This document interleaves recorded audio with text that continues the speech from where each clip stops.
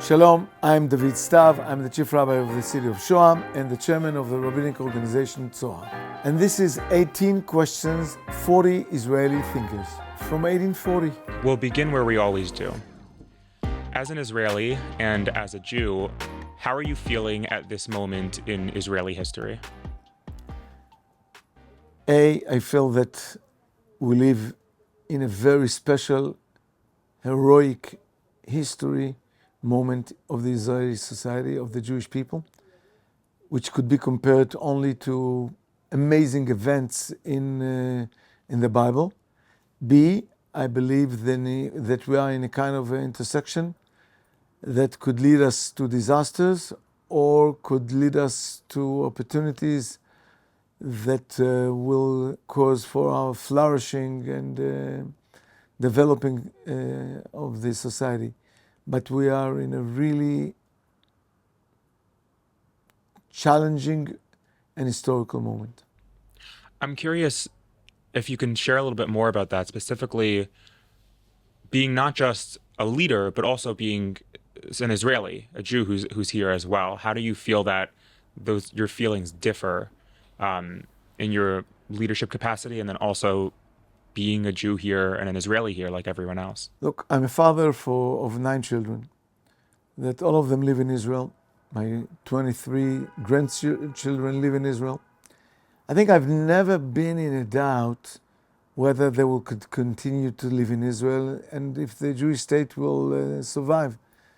I grew up in ideology that that's already the beginning of redemption. And I still believe that it's the beginning of redemption. But for the first time in our history, I have questions that maybe our future is not guaranteed here. And just like we have went to exile after the destruction of 2 temples, it could happen again if we will not take care of ourselves and if we will not take the right decisions in order to guarantee our future.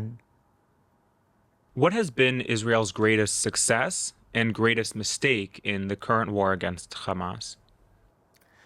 I think Israel's greatest success was the fact that the spirit of our citizens, of our members of the big community, of the big congregation of the Israeli state,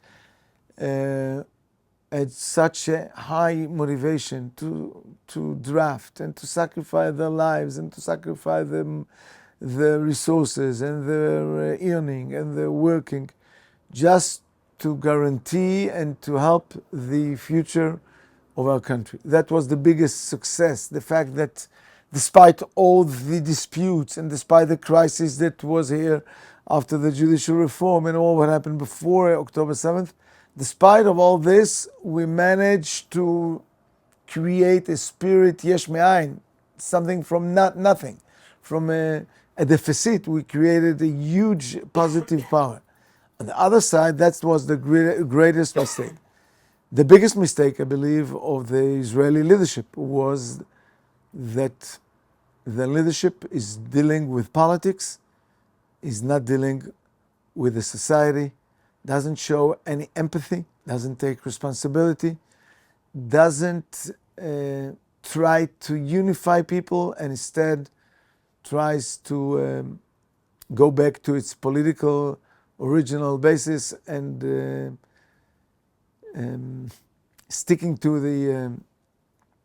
the political position and to the chair and not doing all what's needed to be done for the Israeli security. Is there anything in particular that you're thinking about when you talk about the Israeli leadership's tendency to keep falling back into politics at this time? I think it's clear. Leadership is the government. Leadership is the head of the government, which runs the country. And I'm not saying that there are not other partners for that should take part of this responsibility for what happened in October 7th. But the responsibility to unify the people is given to one person, and that's the king. the person, the reason why we were demanded, according to the Rambam, to appoint upon ourselves a king is that we need somebody that will fight our fights, will judge us in a justice way, and will unify the Jewish people, the Jewish tribes. That's the idea of establishing a kingdom. And the first and maybe the most important mission of a king is to unify people. If a king does the opposite, it means that he fails in his biggest mission. How have your religious views changed since October 7th? I wouldn't say that the religious views changed but the way I translate a few of my religious views, the way I translate it to practical behavior has been changed. So first of all, one thing which was changed is that I believed until October 7th that there is no question about our ability to overcome all the obstacles that are in front of us and all the external and internal threats that threaten our existence. Today, I believe that Hashem will help us, but I'm not sure that we deserve such a help from Hashem. That's a religious view. A second behavior that has been changed is to try to deal less with the internal rabbinic politics that I'm familiar with and I've been dealing for years. I'm less dedicating time for internal political rabbinic debates and do much more to reach out and to engage secular society to the Jewish roots and to the Jewish heritage more than dealing with our own bubble. What do you look for in deciding which Knesset party to vote for? I think when I will have to take the decision to which party to vote, it will be led by one major issue. Is this party thinks of what is good for Klal Israel, for the state of Israel, and will take every decision needed in order to improve what's needed to the benefit for the state of Israel and not for its own sector and group in the Israeli society. Which is more important for Israel, Judaism or democracy? I think the Judaism without democracy is not Judaism, and I think the democracy without Judaism has no meaning, gives no meaning to live in the state of Israel. To be in Israel and to be only democratic without understanding the Jewish roots and the importance of creating a Jewish identity and a Jewish nationality and a Jewish state, so if that's the case, there is no reason to live in Israel. To be Jewish and not to be democratic is to be something that takes from yourself the soul of Judaism. The ABC of Judaism is the freedom of choice. Uvacharta b'chaim. Torah is not coerced upon us. Torah is given to our decision. And we are the ones that were writing a covenant with Hashem, with God, in Mountain Sinai, and afterwards in Moab, and afterwards in the land of Israel. We were signing the covenant with Hashem. It requires our will, our decision. And Judaism without democracy is not Judaism. I hear what you're saying, and I've heard people say that before as well, but I'm curious, when Judaism and democracy seem to come into conflict, which of the two do you feel is more important, needs to be prioritized, and you are more comfortable with letting go of the other? I don't believe that there is one way to answer that question. By definition, the fact that I define myself as a part of a nation It means that I give certain incentives to my family. That's not against the values of democracy. If I give, although all people were born equal, all are born in the shape of God, and God loves everybody, but nobody expects from me to share to write a will that all people in the world will take, each one of them will take half a penny of my properties and from my bank account. Everybody understands that I will give my properties and my goods to my descendants. The same thing applies to when we talk about the Jewish state. Of course, nobody expects that the law of return will apply to non-Jewish people. But somebody could perceive this as something which is anti-democratic. So if the definition of being Jewish or existing of a Jewish state means that the law of return will apply only to Jews, and somebody will see this as anti-democratic, so then in that sense Judaism is overcoming and overtaking democracy.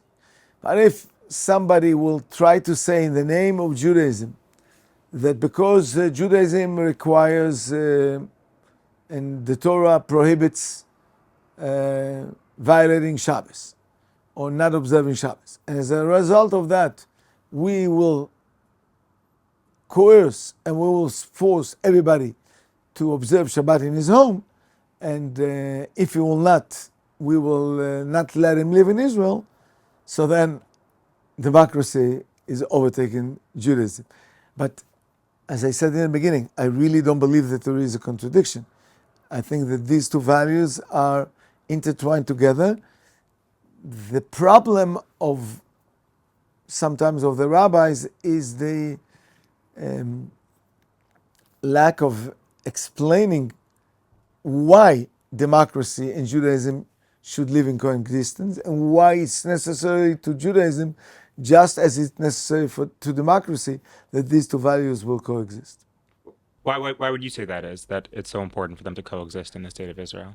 Because I believe that, as Rav Kook says, and as others have written in their commentaries, Rav Hirsch and others, that God wants people to worship Him just if it comes from their own original heart.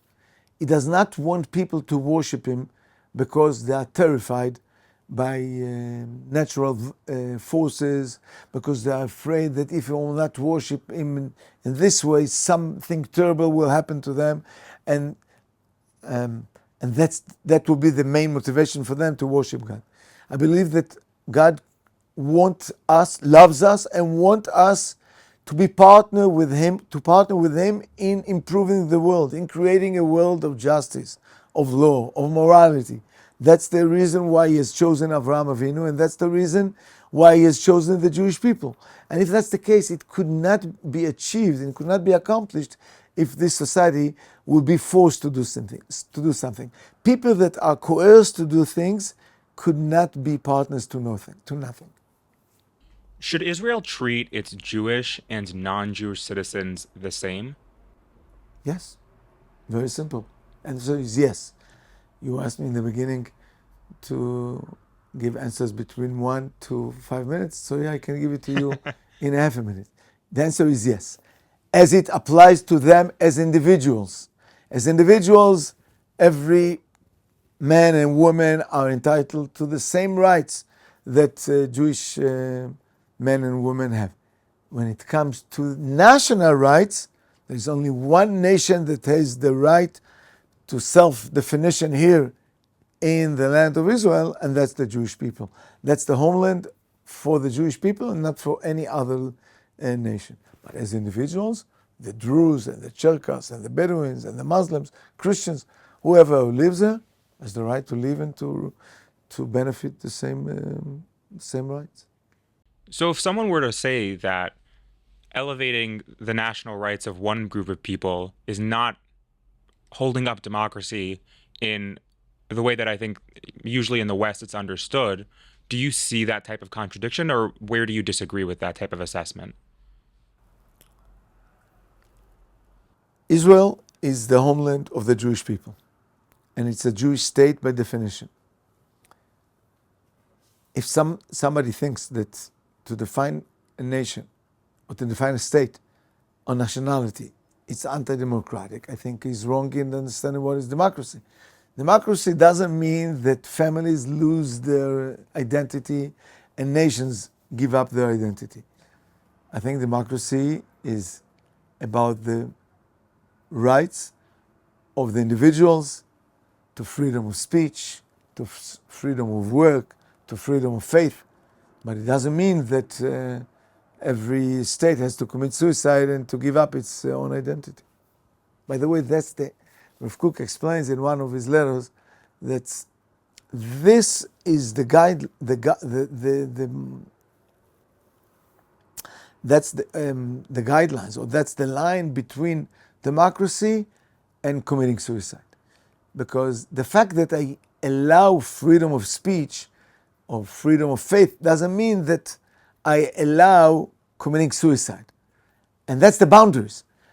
If a community will allow people to express values that will call to self-destruction, then that's not democracy. That's a sick society that doesn't want to protect itself. The boundaries of democracy and of freedom are when the definitions of democracy will threaten the existence of this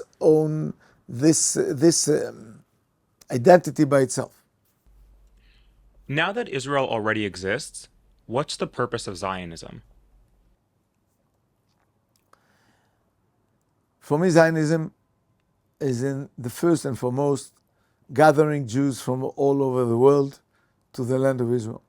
So half of the mission has been completed, a half still live in other places. As a matter of fact, this podcast most probably will be broadcasted for people that could be that they are Zionist in the heart, in the soul, but they are not yet implementing it in real. But that's only the first part of Zionism. To create a safe shelter for the Jewish people and to bring the Jews to the land of Israel.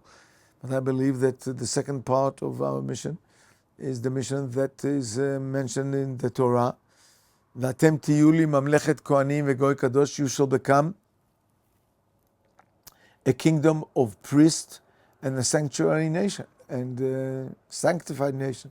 We are still in the beginning, we are not there yet. We have to establish a society of justice, of law, of welfare, a society that will be able to show all nations in the world, give a look at us, that's a role model. How society could look like, we are not there yet. Is opposing Zionism inherently anti-Semitic?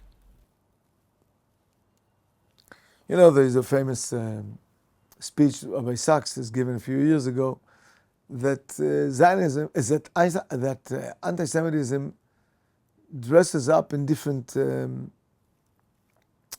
dresses during history. Sometimes they are against Jews that try to integrate with secular people or with Gentiles.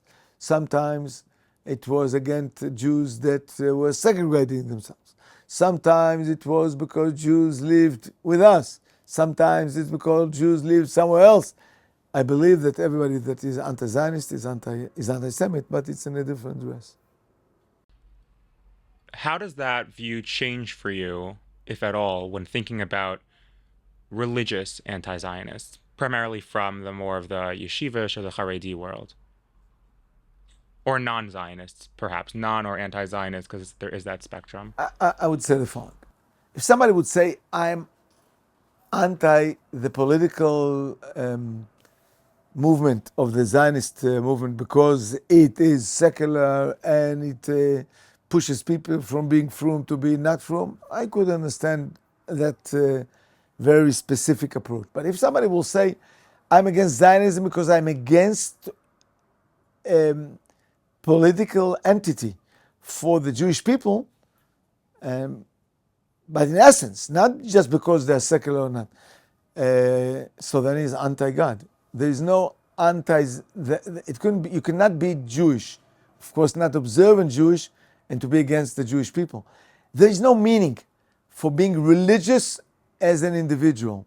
No, the Jewish religion was not given to individuals. It was given only to whoever who feels himself a part of a nation. As we all say in the morning when we recite the blessings of the Torah, Asher bachar banu mikol ha'amim v'natan lanu et Torato. He has chosen us, He has picked us out of all the nations, and He has given us the Torah. He did not give us the Torah as individuals. There is no value of observing Torah as an individual. I had somebody many years ago, I think 30 years ago, a woman that wanted to convert.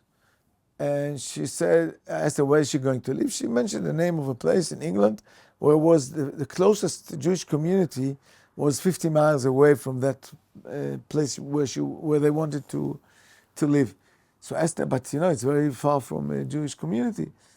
And she said, well, actually, the truth is that I don't like Jewish people.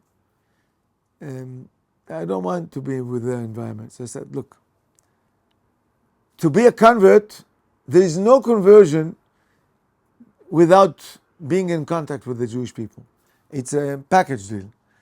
Because God has chosen the Jewish people to carry that mission.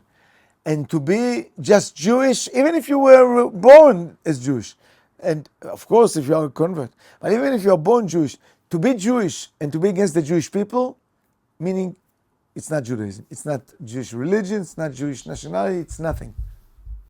So it's actually very interesting. I'm just thinking of this now, but I know that a lot of what you've spoken about and what you do with Tzohar and what you do in Shoham and a lot of the work that you advocate for is, and you mentioned this earlier, is that outreach of unification for not just the Dati Leumi, the religious Zionist Jews, or the Jews within more of an Orthodox circle, but even the Jews beyond that.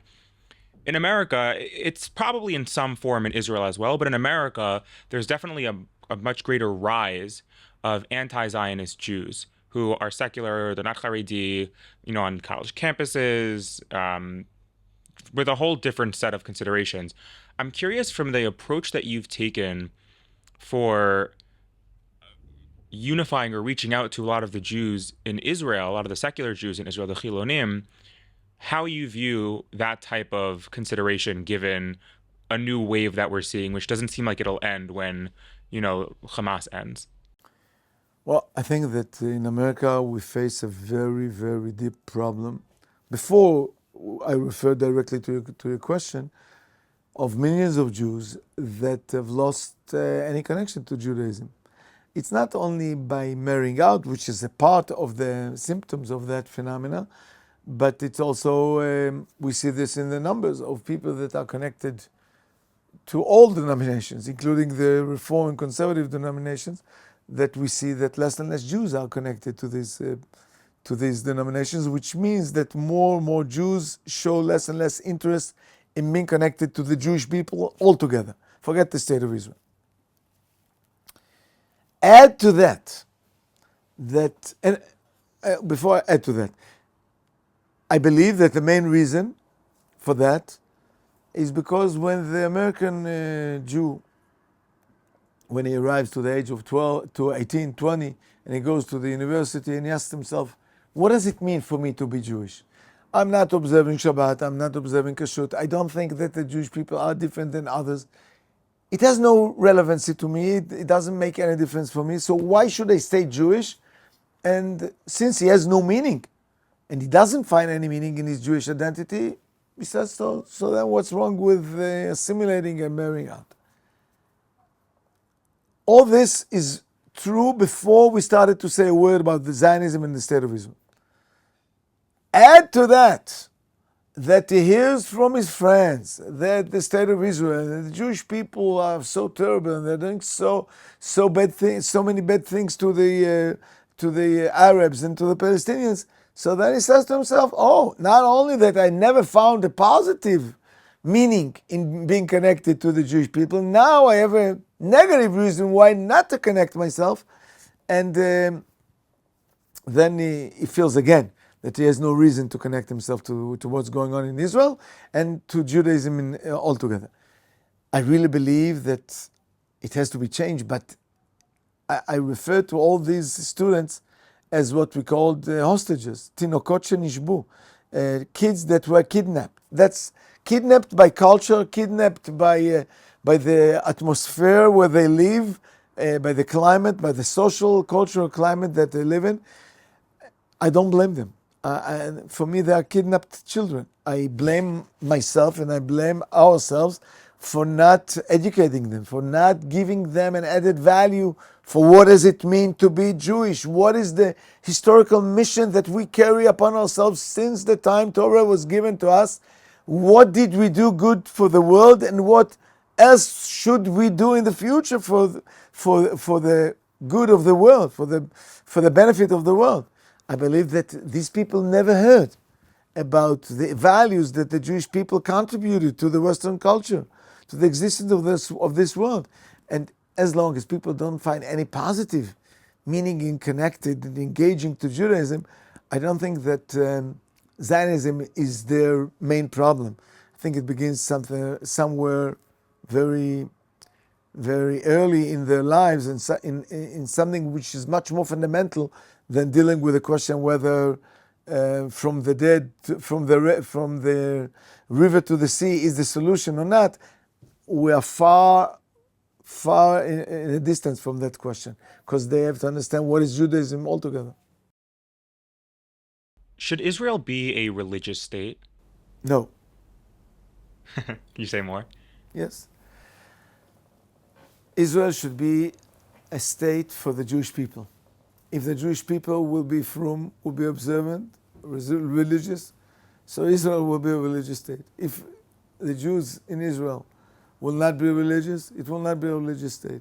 It should always remain a Jewish state and leave the issues of observance, of practicing, to the individuals. Israel as a state should not be a religious state.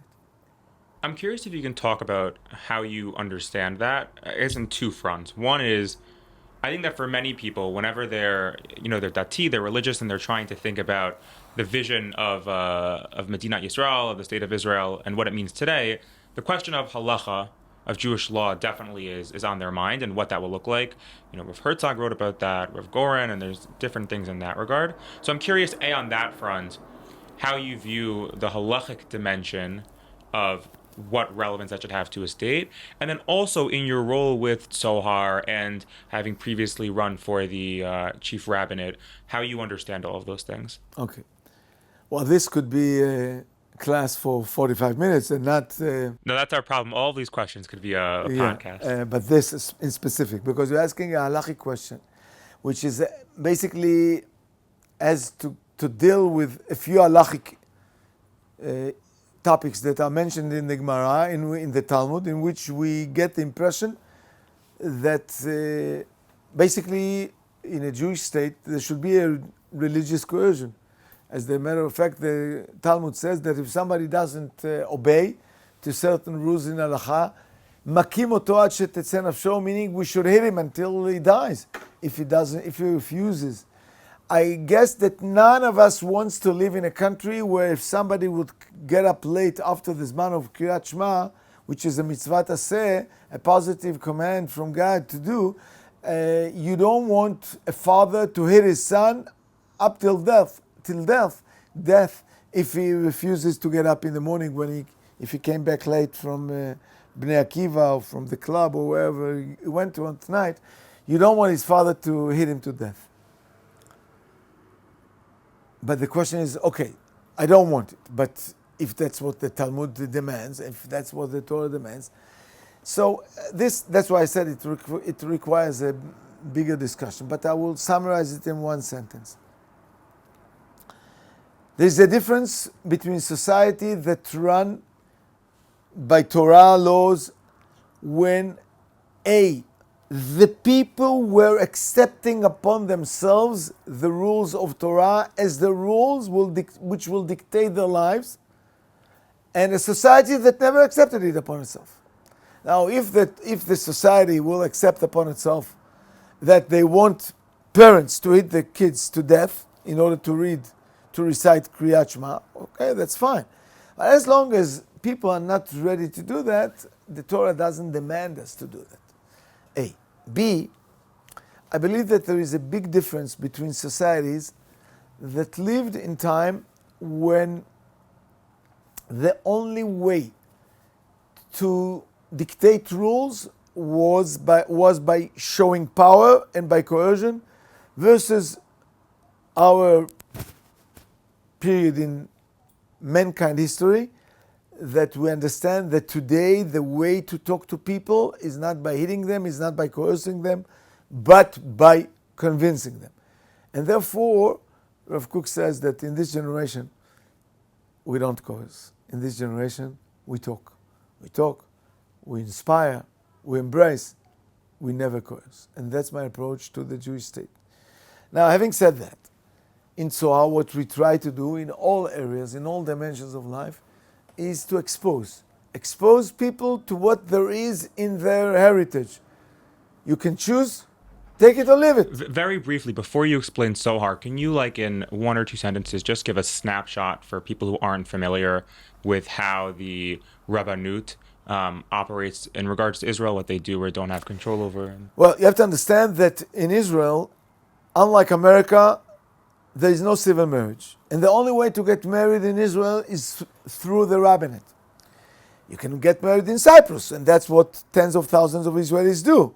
But if you want to get married in Israel, it's only through the Rabbinate. Now, without criticizing the Rabbinate, it's just natural that a monopoly refers to itself as a monopoly and doesn't understand that the Israelis have a lot of choices, and just like, you know, when you travel in an aircraft, the airline will say, we really know that you have different options to fly, and we appreciate you flying with us in El Al or United or Delta or somebody else. And they will always try to improve the customer service because they know that we, the passengers, we have options. We can choose. In Israel, there was no way to choose.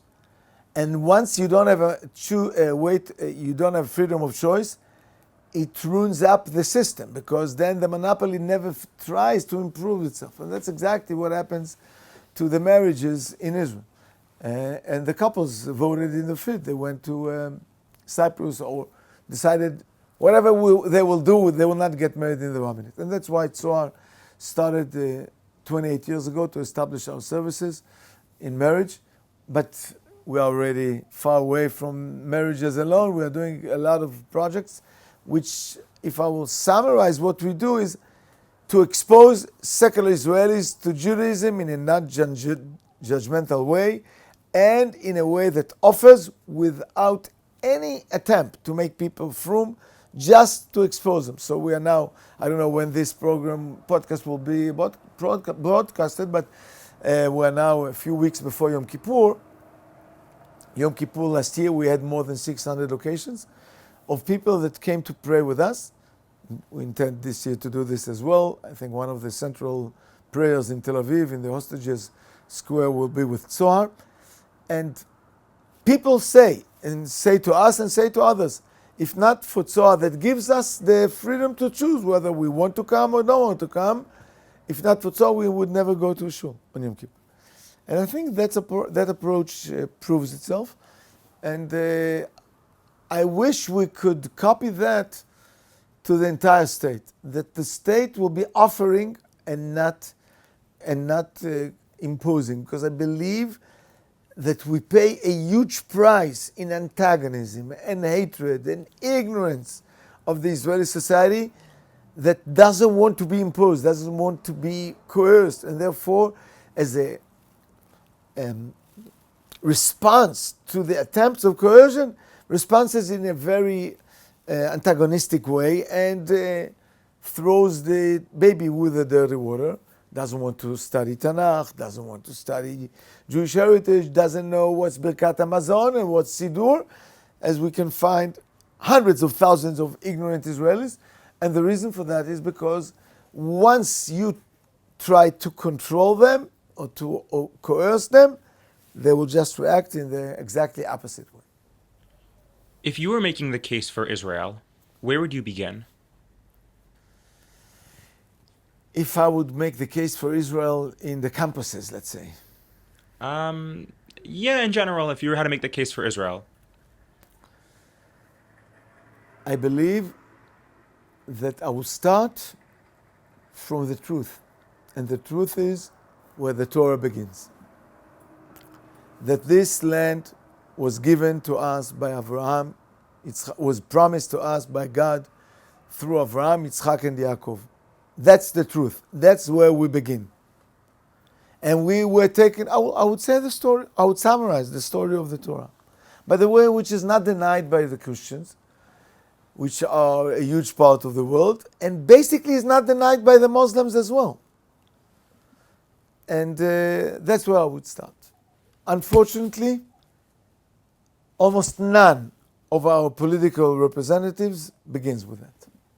Most of them start in 1948, in the Holocaust, and since that's the way they present the case, I could understand the arguments that the Palestinians will raise. Okay, so if that's the reason, we believe that the decision of the United Nations was not fair, was not moral, and we were here before you arrived, and we don't have to suffer because you suffered in the Holocaust. And then it begins a kind of a political debate, which from my eyes is not the right debate. We are debating on a religious debate. Was this land given to us by God or not? And if we don't say our position clearly, how could we think that others will accept our arguments? Should all Israelis serve in the army? Yes. Including yeshiva boys, if that's the question. After saying yes, I think we should ask a different question. Are the governments in Israel determined to draft all Israelis to army? And the answer is no. And that's a problem. Because there is a big gap between the declaration that everybody has to go and the determination, which does not exist, to do that. Had the leadership determined to draft, they were drafted. By the way, not necessarily... Which leadership? You're saying... Both. Both, meaning... From right and left. From right and left. You're saying political or religious? Political. Political leadership. Political leadership. It could be very easy. Today the situation is that the government encourages Haredim not to go to the army. Encourage them not to go to the army. Encourages them how? How? By subsidizing. It doesn't pay for a student to go to the army. It doesn't pay to his society that he goes to the army. It doesn't pay for him to go to work afterwards. Because the amounts of money that the government pours on them I'm not referring to the money for the yeshivot. That's the small amount of money. But the supports in taxes in the municipalities, the support in taxes in the social security, in healthcare, all the indirect supports that the government gives to those who do not go to the army arrives to sums of around $3,000 a month to a family. So why should he go to the army? Many in the Haredi world, when people are discussing about the Haredi draft to the army, talk about and bring up that they believe Torah study is important and necessary for the war effort and for Israel. True. That was the argument, but that's not the reason. Because today... Do you agree with that No, argument? I disagree with that on the halachic basis. But even if that's true, that's not the story. Because all governments were ready to release those who study Torah. But the problem is that today 70% of the Haredi boys do not study in yeshivot. They just hang around. They go to work. They do whatever they want. They don't study. And the rabbis strengthen them, saying, that the problem with going to the army is because you'll become secular in the army, which I could understand them. I understand the argument. Torah studies was an excuse for certain years. That's not the excuse today. And I believe that there is also a political reason. I mean, it's not only the concern. So one is the Torah, which is relevant to a certain group. One is being secular, which is relevant to a second group. And I think that what summarized together and bound What do you mean being secular? The concern of becoming concern secular. of becoming secular. And the third thing, which I believe is the most important one, is the concern to lose control on the people and to lose the political power you have. Can you briefly elaborate? You mentioned before that on the point of Torah study, you disagree that it's helpful for the war effort. I'm curious if you can elaborate on that, and I'm also curious if you can take into consideration the Hesder yeshivot of the Dati Leumi world that integrate Torah study with army service. Do you view that differently in how that's operated? Traditionally, people have understood it to mean that it's the Torah study in addition with the physical combat or contribution to the army. I'm curious if you can Let's elaborate a little distinguish bit. between two issues. Yeah.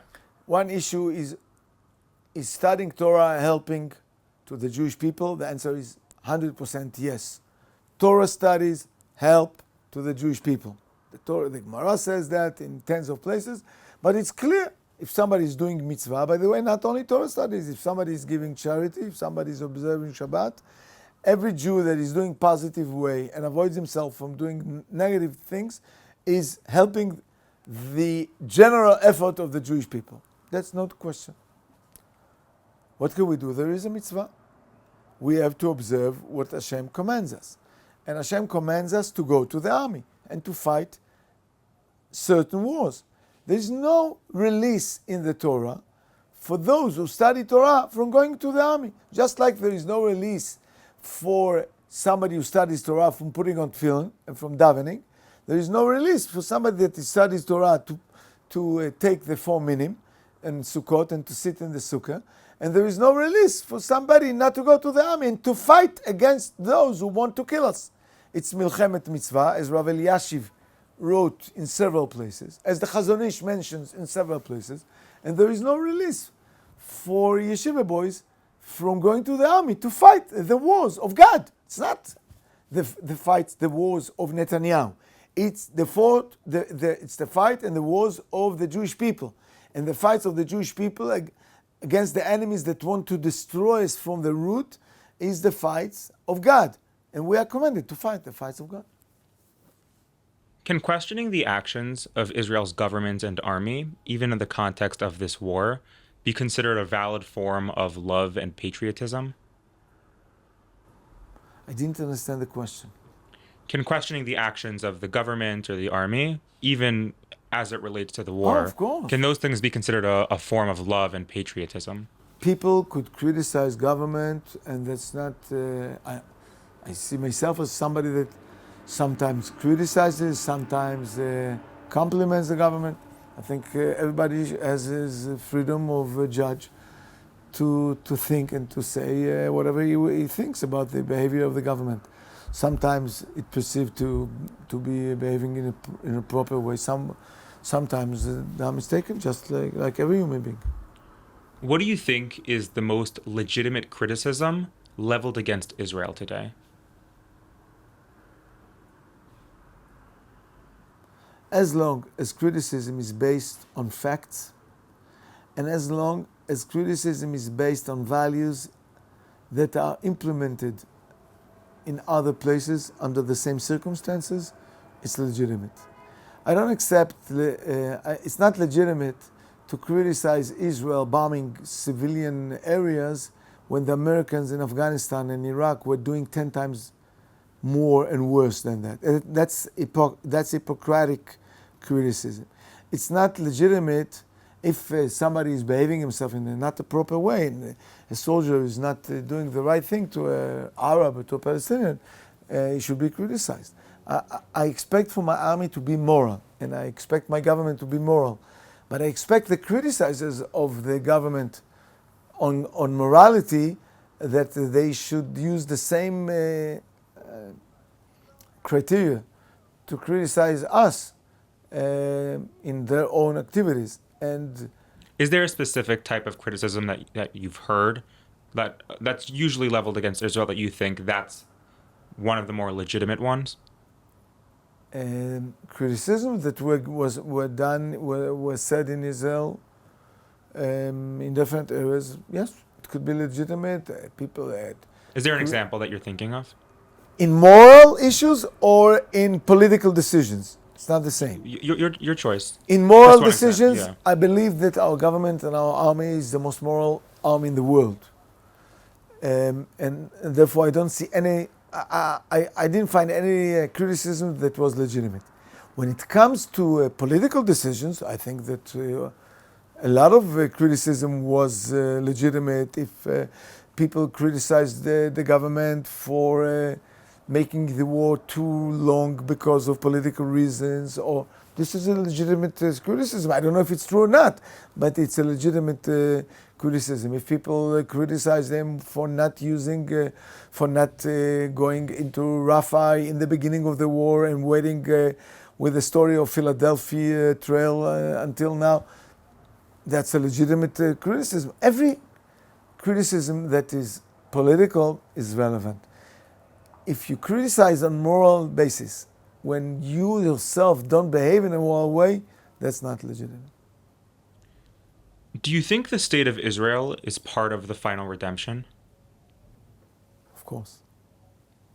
Of course, yes, yes. I believe that what has been achieved now is far above all of our expectations. All of our ancestors would have loved to live in our time. It's far behind what the prophets have described. Having said that, doesn't mean that we are not in danger, and all these achievements could not be risked and could not be in danger if we would not know how to behave ourselves. Yeah, I was going to actually ask about that because earlier in the interview, I forget which question it was, when you were discussing about your fear of a third exile, of a third Khorban and destruction. How do you see those two things relating? I know traditionally there was a lot of, I think from Rav Herzog and others have said that after there's a third time we're brought back to Israel, we had the first base of Mikdash, the second base of Mikdash, but the third time, that's the time for real, and there won't be such a concern. Look, I always believed in what Rav Herzog was saying and what was quoted in his name, and we heard this from Rav Kook as well. But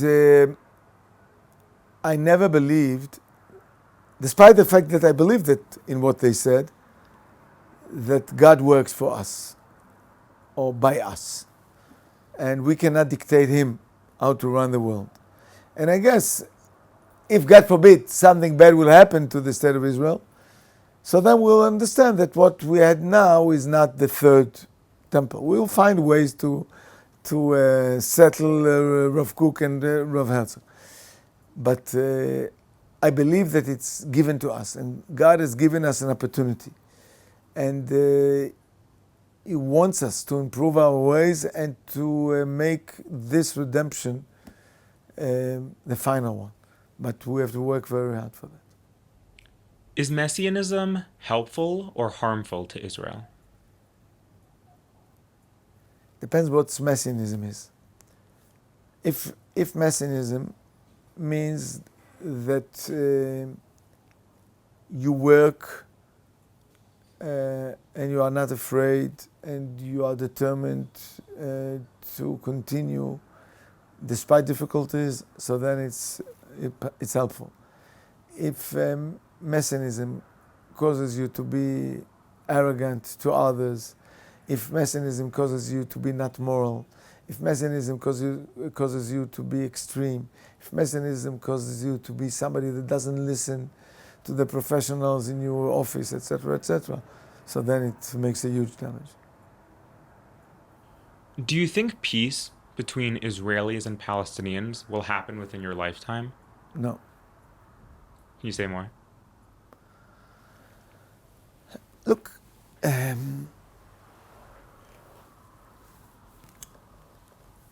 I believe that peace is a part of my vision. That's the vision of the prophets.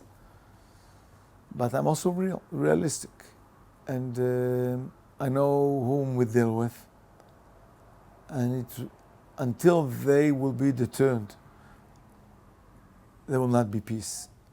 And from what we have learned, if there is something we have learned in October 7th, is that our enemies are far from being deterred, and it will take time until we will come back to our power in a way that our enemies will understand, one, and for good, that we have no intention to leave that place. So far, we are very far from that. Many Israelis ask themselves if they want to live here. And our enemies don't need to defeat us physically. What they need is to defeat us morally and culturally and socially. Just to create the understanding that here will always be bad. And what do you need all this for? And there is no value in living here. And why do you need to fight all the time with your religious or secular neighbors? They just have to make the life in Israel miserable in order to achieve their meaning, their goal. So, therefore, I don't see peace in the near future. Where do you identify on Israel's political and religious spectrum? And do you have any friends on the other side? Politically, I am located in the right. Politically. Religiously, I guess I'm located in the center with a slight tendency to the left. Of course, I have friends from all sides, from the left in the politics and from the right in the religiously. Yes, I have friends from all sides. Okay. And for our last question, do you have more hope or fear for Israel and the Jewish people?